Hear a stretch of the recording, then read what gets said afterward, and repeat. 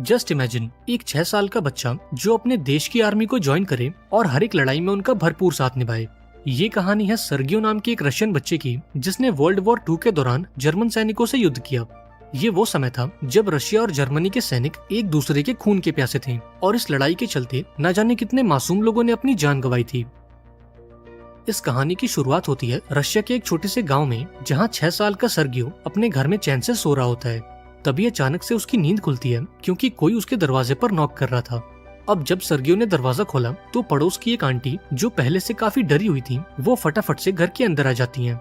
वो सर्गियो को बताती हैं कि जर्मन्स ने हमारे पूरे गांव पर हमला कर दिया है और उन्होंने तुम्हारी मॉम और तुम्हारे बड़े भाई को भी मार दिया है।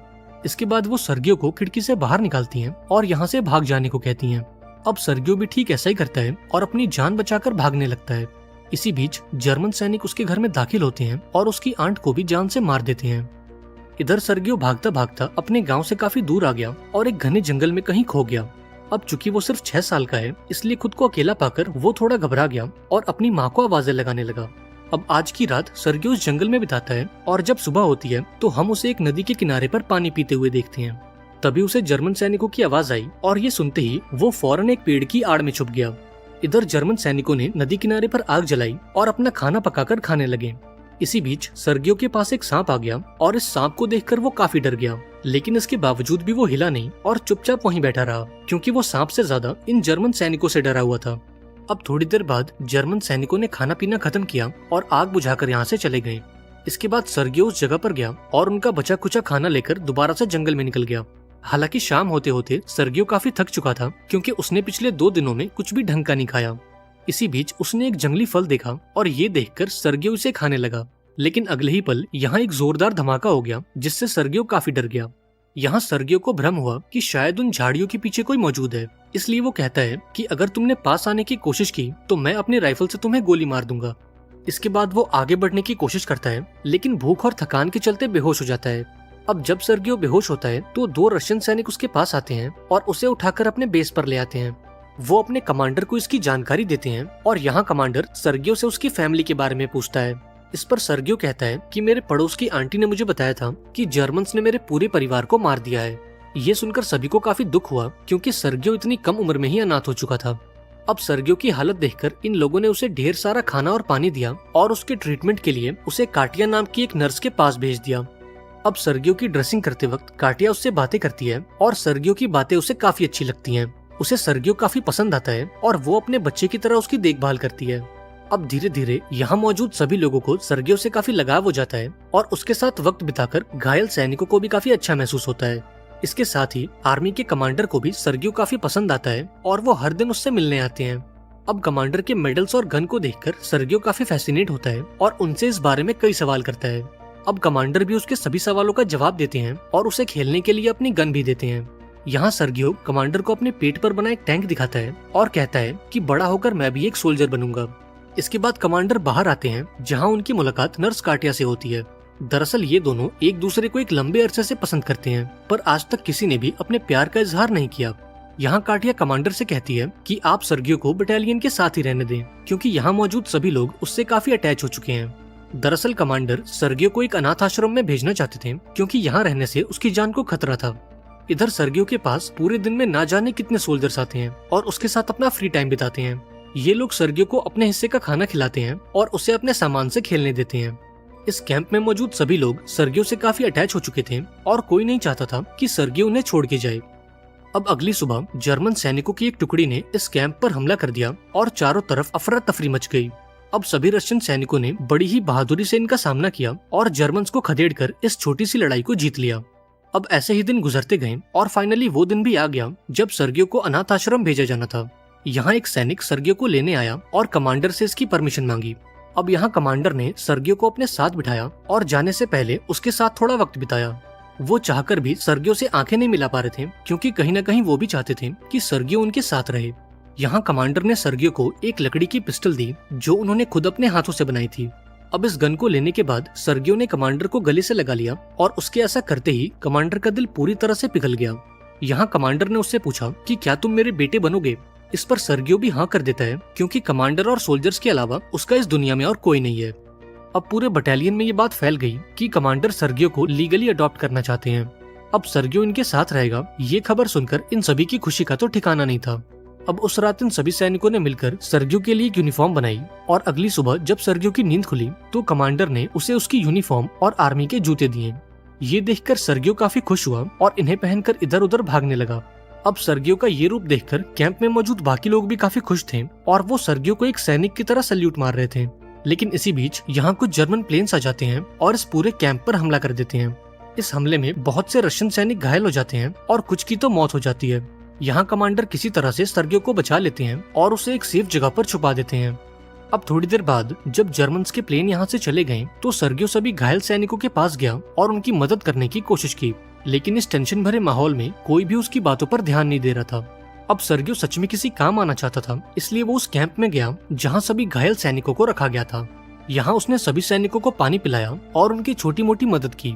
यहाँ एक सैनिक ऐसा भी था जिसने अपनी दोनों आंखें खो दी थी। ये सैनिक सर्गियो से कहता है कि मेरे परिवार ने मुझे एक लेटर भेजा है, क्या तुम उसे पढ़ दोगे?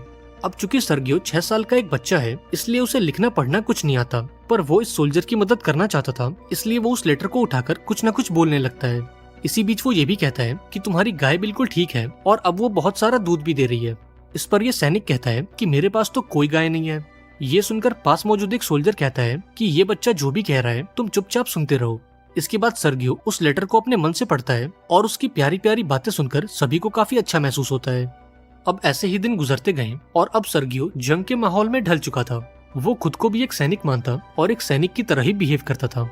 एक दिन जब सर्गियो अपनी शेविंग कर रहा था तब 2 सैनिक उसके पास आए और उससे पूछा कि क्या तुम आज डेट पर जा रहे हो? इस पर सर्गियो ने कहा कि एक सैनिक कभी डेट पर नहीं जाता और हमेशा अपने देश की रक्षा करता है। इसके बाद वो कमांडर के पास गया और उनसे अपने लिए कुछ काम मांगा। यहाँ कमांडर ने कहा कि आज सैनिकों के घर वालों ने उनके लिए कुछ लेटर्स भेजे हैं, इसलिए तुम उन सारे लेटर्स को उन सैनिकों तक पहुँचा दो। इसके बाद सर्गियो उन सैनिकों के पास पहुंचा और एक एक करके उन्हें उनके लेटर्स दे दिए। अब ये काम पूरा करने के बाद वो अपनी दूरबीन के साथ खेलने लगा और खेलते खेलते बेस कैंप से थोड़ी दूर आ गया। तभी उसकी नजर एक भूसे के ढेर पर गई जहां उसे 2 लोगों के पैर दिखाई दिए। अब ये देखते ही सर्गियो फौरन बेस की ओर भागा और अपने साथियों को इसकी जानकारी दी। अब पहले तो किसी को भी सर्गियो की बातों पर यकीन नहीं हुआ, पर फिर भी वो इस बात की पुष्टि करना चाहते थे, इसलिए वो सर्गियो के साथ उस जगह पर पहुंचे जहाँ उन्हें 2 जर्मन जासूस दिखाई दिए। अब बिना समय गवाए उन्होंने इन जासूसों पर हमला कर दिया और इन दोनों को गिरफ्तार कर लिया। इसके बाद कमांडर सर्गियो को शाबाशी देते हैं और उससे कहते हैं कि तुम सच में एक बेहतरीन सोल्जर हो। अब यहाँ कमांडर उसे बताते हैं कि उसके अडॉप्शन का प्रोसेस अब खत्म हो चुका है और कानून के मुताबिक सर्गियो अब उनका बेटा है। ये सुनकर सर्गियो भी काफी खुश हुआ और कमांडर को गले से लगा लिया। अब अगले दिन जर्मन्स ने दोबारा से इन पर हमला कर दिया और चारों तरफ अफरा तफरी मच गई। अब इस लड़ाई के दौरान सर्गियो अपने बाकी साथियों की मदद करना चाहता था, इसलिए वो उन सभी सैनिकों तक बंदूक की गोलियां और खाने पीने का सामान पहुंचा रहा था। अब ये देखकर सैनिकों को उसकी फिक्र होने लगी और उन्होंने सर्गियो को दोबारा से बंकर में जाने को कहा, क्योंकि उसके ऐसे बाहर घूमने में काफी खतरा था।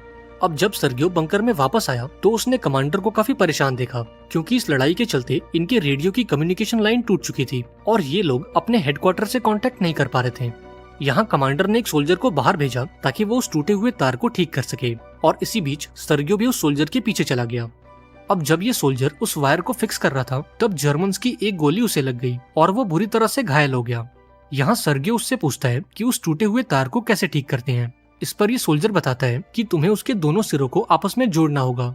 अब ये सुनकर सर्गियो आगे बढ़ा और बड़ी सफाई से उस टूटे हुए तार को जोड़ दिया। अब उसके ऐसा करते ही रेडियो कनेक्शन वापस आ गया और कमांडर ने हेडक्वार्टर से कांटेक्ट करके मदद बुला ली, और इस तरह से सर्गियो ने साबित कर दिया कि भले ही वो एक छोटा बच्चा है लेकिन उसकी हिम्मत किसी सोल्जर से कम नहीं है। अब अगले दिन हम कमांडर और काटिया को एक साथ देखते हैं जो नदी किनारे खड़े होकर बातें कर रहे थे। यहाँ कमांडर ने अपने प्यार का इजहार किया और काटिया से पूछा कि क्या तुम सर्गियो की माँ बनना चाहोगी। अब ये सुनकर काटिया खुशी के मारे झूम उठी और बिना कुछ सोचे कमांडर को हाँ कर दी। अब अभी ये बातें चली रही होती हैं कि तभी एक सोल्जर कमांडर को एक लेटर देता है। इस लेटर में ये ऑर्डर था कि इन्हें जल्द से जल्द इस बेस को खाली करना होगा, क्योंकि जर्मन्स को इनकी लोकेशन का पता चल चुका है। अब अगले दिन सभी लोग इस कैंप को छोड़ देते हैं और ये पूरी बटालियन अपने अगले बेस की तरफ निकल जाती है। लेकिन जब ये लोग रास्ते में होते हैं तब इनकी कुछ गाड़ियां लैंड माइंस के ऊपर आ जाती हैं और इस धमाके में बहुत से सैनिक घायल हो जाते हैं और कुछ लोगों की तो जान भी चली जाती है। अब ये पूरी टीम खुद को संभालती है और बड़ी सावधानी से आगे बढ़ती है और शाम होते होते अपने नए बेस तक पहुंच जाती है। अब यहाँ इनकी मुलाकात जनरल से होती है, जो सर्गियो को देखकर उससे काफी इम्प्रेस होते हैं।